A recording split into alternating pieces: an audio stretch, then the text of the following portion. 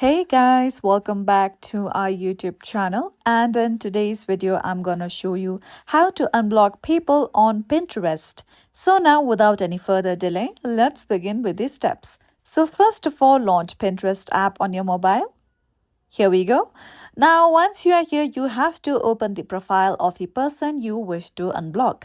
Now, one thing you have to note down is that there is no other way you can unblock people on Pinterest, and make sure that you remember the username of the person that you had blocked.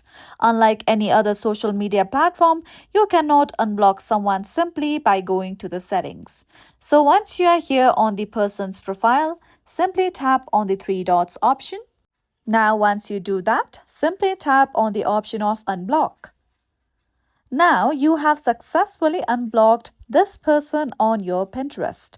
And that's all for today. If you found this video helpful and informative, don't forget to subscribe to our YouTube channel.